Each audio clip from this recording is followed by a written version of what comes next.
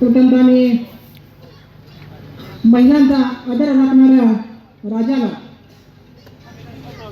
मानाचा मुजरा करते। तदनंतर व्यासपीठावर उपस्थित असलेले शिवसेनेचे आपल्या सर्वांचे आधारस्तंभ आदरणीय दीपकजी मेंबर गायकवाड आपल्या या निवडणुकीला सामोरं जात असलेल्या सर्व प्रभागातील उमेदवार योग्य उमेदवार निवडणारे सोलापूर जिल्ह्याचे जिल्हा प्रमुख आदरणीय गणेशदादा वानकर सर्वांची नावं न घेता उपस्थित उद्याच्या होत असलेल्या आणि परवाच्या विजयासाठी सज्ज असलेला मोहोळ शहरातील मतदार बंधू आणि भगिनींना माझा मानाचा मुजरा। महेश देशमुखांनी बरंच काही सांगून या ठिकाणी आपल्याला पूर्वीची आठवण करून दिली। मला तर खरं तर खोलात जायचं नव्हतं, परंतु महेश बोलत असताना मला पूर्वीच्या प्रसंगाची आठवण येत होती की ही शिवसेना मोहोळ तालुक्यामध्ये जिची जवळजवळ 30-35 वर्ष झालं जी घोडदौड सुरू आहे, त्या घोडदौडमध्ये तुम्हा सर्व शिवसैनिकांचा खूप मोठा वाटा असल्यामुळे या मोहोळ शहर आणि तालुक्यामध्ये नव्यानंतर पश्चिम महाराष्ट्रामध्ये आपल्या या शिवसेनेचं वादळ प्रत्येक इलेक्शनमध्ये घोडदौड दिसतंय। आता मला असं वाटतं की कुठून बोलायचं, 30 वर्षाच्या आधीपासून सुरुवातीपासून बोलायचं की 16 साली झालेल्या निवडणुकीच्या पासून बोलायचं। आता आमच्यासोबत काही नवयुवक, नवीन मतदार, नवीन शिवसैनिक या ठिकाणी या निवडणुकीच्या माध्यमातून सामोरे जाताना आपल्या सोबत दिसतात। त्याबद्दल बोलत असताना मला आवर्जून सांगायचं की ही शिवसेना कोणीही संपवू शकणार नाही, कारण ही शिवसेना शिवसैनिकांच्या मोहोळ शहरांच्या मतदाराच्या ताकदीवर वाढलेली आहे।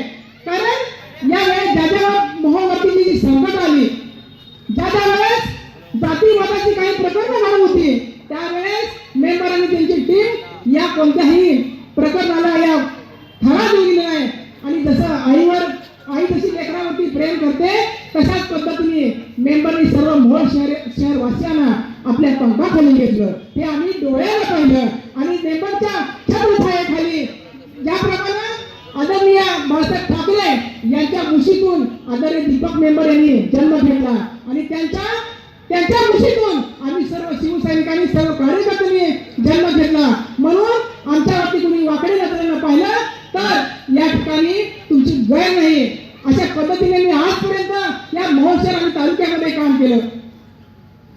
पुढे मला 2002च्या निवडणुकीच्या या ठिकाणी मला सांगायचं,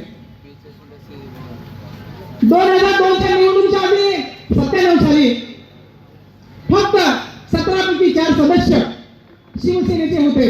दीपक मेंबर यांच्या नेतृत्वाखाली 4 सदस्य निवडून आले होते आणि त्या सर्वांनी असा कारभार केला की पुनश्च ज्यावेळेस महिला सरपंच पदाचं आरक्षण झालं आणि आम्हाला त्यावेळेस असं वाटलंही नव्हतं की 4 सदस्याचे 14 सदस्य होतील आणि गावानं आधीच अधोरेखित केलं होतं की पुढची जी निवडणूक आहे ते दीपक गायकवाड यांच्या ताब्यात दिली पाहिजे आणि झालं तसंच।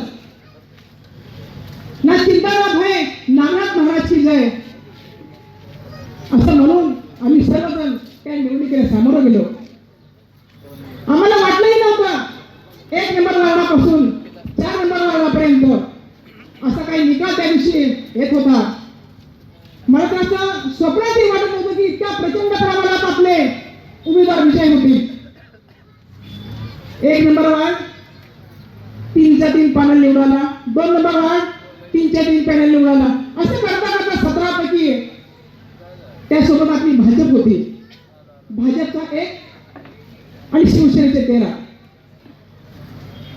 असं भूतोना भविष्यती अशा पद्धतीनं मोहोळ शहरवासियांनी 14 सदस्यांना निवडून देऊन या ठिकाणी सेवा करण्याची आम्हाला संधी दिली. तशाच पद्धतीने तुम्हाला विश्वास देते. तो 2 नंबर 2002 चा कालावधी आठवा. त्या कालावधी आम्ही ज्या पद्धतीनं तुम्हाला वचन दिलं होतं, तुम्हाला काय वचन दिलं होतं, तर मोहोळ शहराविषयीला काय पाहिजे? स्वच्छ मोहोळ, सुंदर मोहोळ, गावामध्ये पिण्याचं पाणी, रस्ते, लाईट, ड्रेनेज, यापेक्षा लोकांना काय पाहिजे असतं. आणि मेंबरने सांगितलं, लोकांनी एवढ्या विश्वासाने तुम्हाला निवडून दिलाय, तर तो रिमोट आमच्यावरती जो रिमोट कंट्रोल तो मेंबरकडे होता.